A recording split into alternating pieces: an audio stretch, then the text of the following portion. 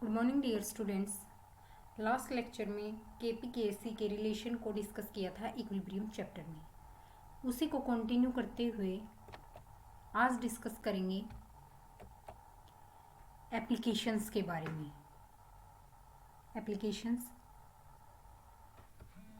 Applications of equilibrium constant कैसे। Firstly तो ये बताता है कि आपकी रिएक्शन किस एक्सटेंट तक होगी। एक्सटेंट ऑफ रिएक्शन या extent of your equilibrium. Firstly अगर k की वैल्यू ज़्यादा है, if k is more, then जो Kc होगा, जो Kc था वो क्या था आपका कंसंट्रेशन कांस्टेंट था इक्विलिब्रियम में, यानी आपकी रिएक्शन प्रोसीड हो चुकी है और प्रोडक्ट आपका क्या है बहुत ज़्यादा अमाउंट में है। ठीक है, अगर k की वैल्यू ज़्यादा है तो यानी आपका जो रिएक्शन है वो काफ़ी प्रोसीड हो चुकी है और प्रोडक्ट आपके पास काफ़ी ज़्यादा अमाउंट में है as compare to your reactant. इसको कैसे डिफाइन करोगे आप कि इफ़ अगर लेट्स सपोज Kc की वैल्यू आपके पास 10⁻³ है, then the reaction is nearly completion. तो रिएक्शन क्या होगी आपकी ऑलमोस्ट कंप्लीशन पे होगी।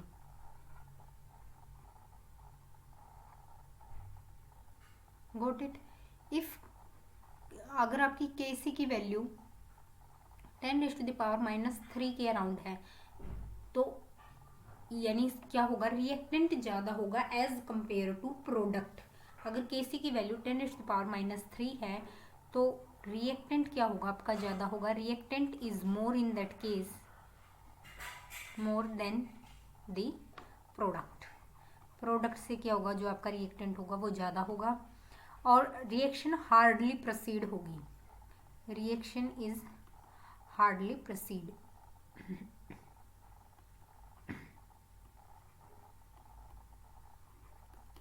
अगर Kc की value if Kc is in between 10⁻³ to 10⁻³ तक है तो इस केस में क्या होगा, मॉडरेट कंडीशन होगी आपके पास। कैसे कंडीशन होगी, मॉडरेट कंडीशन होगी कि रिएक्टेंट और प्रोडक्ट ऑलमोस्ट इक्विलिब्रियम कांस्टेंट पे होंगे। ठीक है, ये तो था इसका फर्स्ट एप्लीकेशन की जो आपको Kc की वैल्यू है वो k की वैल्यू है जो आपको बताएगी कि आपकी रिएक्शन किस एक्सटेंट तक हो रही है। अगर Kc की वैल्यू 10⁻³ है तो रिएक्शन आपकी नियरली कंप्लीशन पे होगी। इफ Kc की वैल्यू इज देन 10⁻³ है तो रिएक्शन हार्डली प्रोसीड होगी। इफ बिटवीन 10⁻³ टू 10⁻³ है तो मॉडरेट कंडीशन होगी, यानी ऑलमोस्ट इक्विलिब्रियम की कंडीशन होगी। Next application is, second application है predict the direction of the reaction. Predict the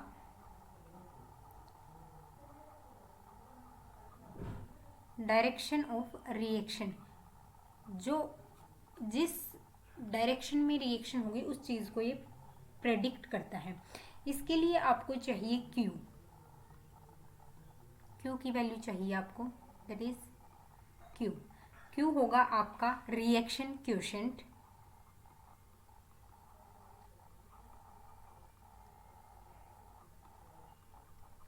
Here Q is your reaction quotient। Q की value define नहीं करेगी इक्विलिब्रियम को। अगर Q की वैल्यू इक्वल है इक्विलिब्रियम कांस्टेंट के, देन आप बोल सकते हो ये क्या होगा, इक्विलिब्रियम क्वोशेंट हो सकता है। ठीक है, अब ये डिफाइन कैसे करेगी Q की वैल्यू। सबसे पहले जो रिएक्शन क्वोशेंट है आप उसको डिफाइन कैसे करोगे, in the same way as the equilibrium quotient, equilibrium constant Kc, except that the concentration in Qc are not necessarily equilibrium values. Here I can write that the reaction quotient, जो reaction quotient होगा आपका, the reaction quotient Q is defined in the same way as the equilibrium constant Kc, except that concentration in Qc are not necessarily equilibrium values। ये मैं already आपको बता चुकी हूँ। If we are taking example of another reaction like that A moles of A, जो आप पिछले 2-3 lecture से यही रिएक्शन कैरिड आउट करते चल रहे हो, ये जो F है ये किसको रिप्रेजेंट करता है, that represent equilibrium also. Got it. So Qc की वैल्यू क्या होगी आपकी, QC is equal to C moles of C into D moles the power D. Here you can write that A raised to the power A to B raised to the power B. ठीक है, इस तरीके से आप इसको Q की value को define कर सकते हो. इफ़ अगर यहाँ मैं दो केस लिख रही हूँ इधर,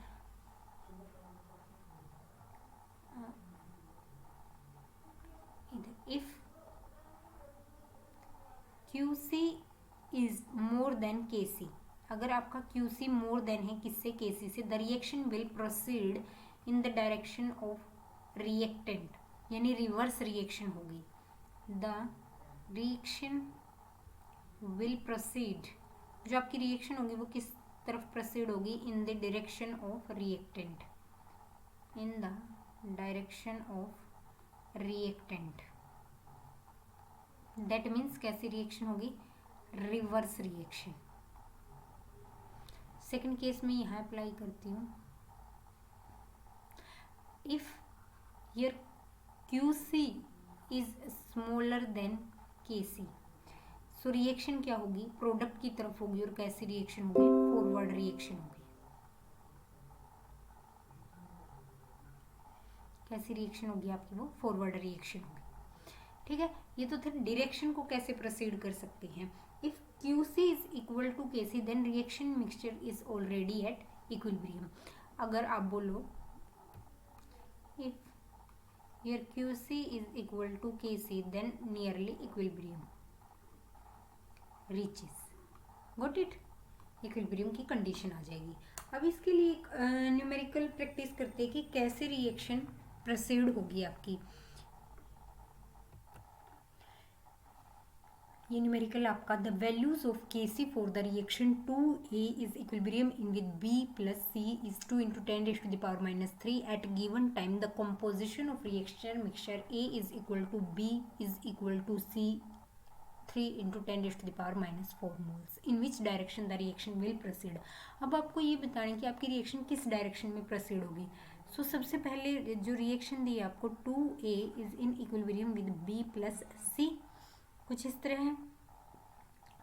अब आपको QC की वैल्यू फाइंड आउट करनी है. सबसे पहले QC की वैल्यू कैसे फाइंड आउट करोगे, B प्लस C, ऊपर कोई आपको मोलर कॉन्सेंट्रेशन नहीं दी गई, इंटू 2A. हियर 2A नहीं, दैट इज A2, बिकॉज ये पावर उसमें जाएगी ना, पावर में जाएंगे आपके मोल्स. इनकी वैल्यू दी गई आपको 3 into 10 raise to the power -4 into 3 into 10 raise to the power -4 upon 3 into 10 raise to the power -4 into 2, और ये आ गई आपकी 1 के equal.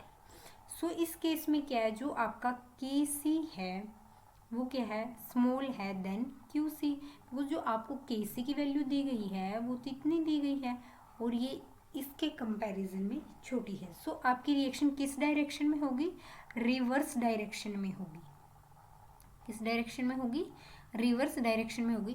Because we can already show that if your KC is more then, if your QC is more than KC, the reaction will proceed in the direction of reactant, or you can say that in reverse reaction. So with the help of this numerical you can also find out that how KC is smaller than QC and the reaction will proceed in reverse direction. And next one application है इसका, which is third one, that is calculate equation concentration. Calculate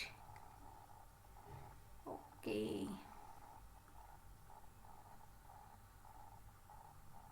calculate equilibrium concentration. Equilibrium की concentration को कैसे find out करोगे या फिर आप calculate करोगे.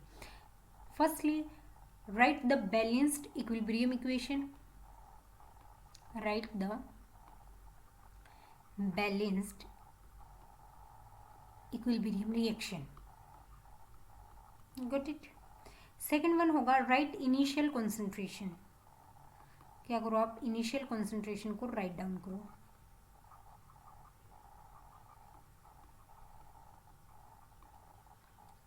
Third one is right the balanced equilibrium, right the concentration at equilibrium, right the concentration at equilibrium. अब इस सब को एक न्यूमेरिकल की हेल्प से आप देखोगे कैसे आप कैलकुलेट कर सकते हो इक्विलिब्रियम कॉन्सेंट्रेशन को। This numerical is 13.8 gram of N2O4 was placed in a 1 liter vessel and at 400 Kelvin and allowed to attain equilibrium. N2O4 is in equilibrium with 2 NO2. The total pressure at equilibrium was found to be 9.15 bar. Calculate Kc, Kp and partial pressure.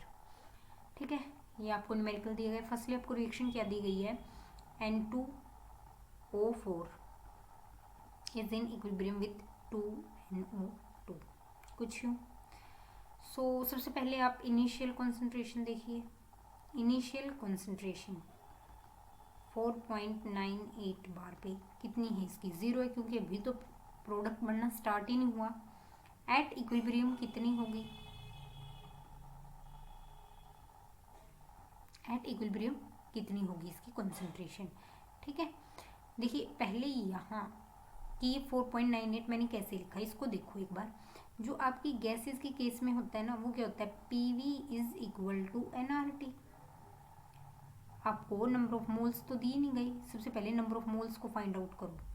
कितने 13.8 के N2O4 के निकलेंगे भाई आपके 92। इसका molar mass कितना होगा, 92 होगा, दैट इज 0.15 मोल्स। अब नंबर ऑफ मोल्स भी है तो प्रेशर को इजीली फाइंड आउट कर लोगे इनिशियल कॉन्सेंट्रेशन पे। सो NRT बाई कितना आ गया ये, NRT बाई V। सो इसको क्या लिखोगे, 0.15 इंटू 0.083 जो भी मोल यूज़ करोगे, और यहाँ आपने टेम्परेचर दे रखा है। टेम्परेचर कितना दिया इन्होंने, 400 केल्विन अपॉन 1। वॉल्यूम कितनी है, 1 लीटर है। सो ये कितना आ गया, 4.98 बार जिस टाइम आप इसको कैलकुलेट करोगे। सो मैंने इसको यही लिखा था, दैट इज 498 बार। ठीक है, तो इक्विलिब्रियम पे कितनी होगी इसकी, 498 बार माइनस एक्स, क्योंकि आपको तो पता नहीं है ना। और इसकी कितनी होगी, नंबर ऑफ मोल्स के अकॉर्डिंग 2x। ठीक है, इतना कुछ होगा। सो टोटल प्रेशर कैसे फाइंड आउट करोगे, टोटल प्रेशर एट इक्विलिब्रियम कितना हो गया आपका, total pressure at equilibrium that is 498 minus x plus 2x, that is ये आ गया आपका 498 प्लस एक्स। ठीक है, लेकिन अकॉर्डिंग टू क्वेश्चन आपको क्या दिया गया है, 4.98 प्लस एक्स किस चीज़ के इक्वल दिया गया आपको, 9.15 के। सो एक्स की वैल्यू कितनी आ गई आपकी, 4.17 बार। प्रेशर कितना होगा N2O4 के लिए, 4.98 minus 4.17 that is 0.81 bar. For pressure NO2 के लिए कितना होगा भाई, NO2 के केस में क्या था आपका, 2x था। सो 2 into 4.17 that is 8.34 bar. So Kp की वैल्यू तो आसानी से फाइंड आउट कर लोगे। Kp की वैल्यू क्या होगी इस केस में, Kp की वैल्यू कैसे फाइंड आउट करोगे, P NO2 into 2 upon P N2O4, 8.34 upon 0.81 that is your 8.87 बार। ये आ गया आपका आंसर Kp का। पार्शियल प्रेशर निकाल लिया, ऐसे ही Kc की वैल्यू को फाइंड आउट कर लेना। Kc की वैल्यू क्या होगी, आपको पता है Kp किस चीज़ के इक्वल होता है, Kc into RT del n. Del n की वैल्यू कैसे फाइंड आउट करोगे, number of moles 2 minus 1 that is your 1 निकल गई वैल्यू इसकी। सो आपका Kc क्या होगा फिर, Kc Kp बाई RT। सारी वैल्यूज आपको पता है, इनको फाइंड आउट करके Kc की वैल्यू आसानी से फाइंड आउट कर सकते हो। सबसे पहले जो आपको न्यूमेरिकल दिया गया उसमें देखिए 13.8 gram of N2O4 was placed in 1 litre vessel. आपको वॉल्यूम दी गई है, नंबर ऑफ मोल्स नहीं दिए गए। So according to gas formula PV is equal to NRT से आपने नंबर ऑफ मोल्स को फाइंड आउट किया और इनिशियल प्रेशर को फाइंड आउट कर लिया, क्योंकि तभी हम इक्विलिब्रियम की बात करेंगे ना। इनिशियल प्रेशर को फाइंड आउट करने के बाद आपने, क्योंकि उस टाइम प्रोडक्ट कितना होगा आपके पास, 0 ही होगा, ऐसे आपने इक्विलिब्रियम की स्टेट के ऊपर 4.98 माइनस एक्स और 0.2x से आगे रिएक्शन को फर्दर प्रोसीड करके पहले पार्शियल प्रेशर फाइंड आउट कर लिया, देन आपने Kp की वैल्यू को फाइंड आउट कर लिया। सो इस तरीके से आप Kc की वैल्यू को भी इजीली फाइंड आउट कर सकते हो, ठीक है। नेक्स्ट अगर हम बात करें इसमें, जो आपका Kc है ये डिपेंड नहीं करता, does not depend on the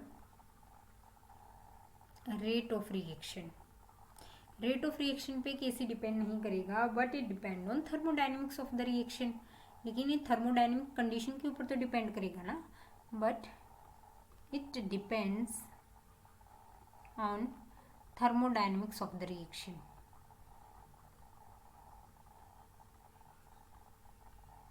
what it, thermodynamics में आपने एक टर्म देखी थी डेल जी। डेल जी क्या था आपका, गिव्स फ्री एनर्जी थी। इसमें क्या देख रहे थे आप, if del G is greater then 0 तो आपकी रिएक्शन क्या हो रही थी, स्पॉन्टेनियस, यानी फॉरवर्ड डायरेक्शन में थी।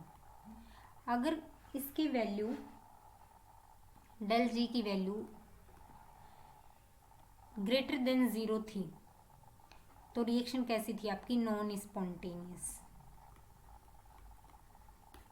अब ये डेल जी वगैरह ये कैसे क्यों आया, इसको आगे समझते हैं। सबसे पहले आपको K का, Q का और Z का रिलेशनशिप पता होना चाहिए, वहाँ से न्यूमेरिकल सॉल्व होंगे और हमने क्यों इसकी बात की है वो पता चलेगा आपको। Here the relationship between equilibrium constant, reaction quotient and gives free energy। एक मैथमेटिकल एक्सप्रेशन दिया जाएगा आपको of thermodynamic view of equilibrium can be described by a tiny equation। जो डेल जी था, डेल जी क्या था, del G naught plus RT ln Q। फिर जो डेल जी नोट है ये क्या थी, स्टैंडर्ड गिब्स फ्री एनर्जी थी। At equilibrium when del G is equal to 0, Q किस चीज़ के इक्वल आएगा आपका, Kc के इक्वल आएगा। सो डेल जी को आप क्या लिख सकते थे, del G naught plus RT ln K is equal to 0। So del G क्या हो गया यहाँ के, माइनस RT ln K।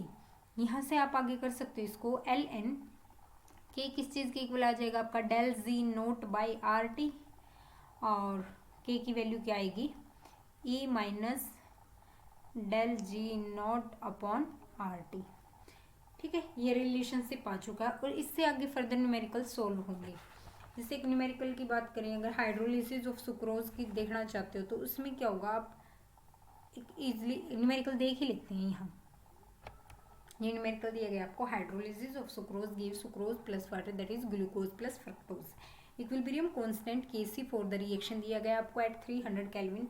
आपको डेल जी नोट की वैल्यू कैलकुलेट करनी है। सो डेल जी नोट आपका क्या था, माइनस RT ln Kc, यही था ना।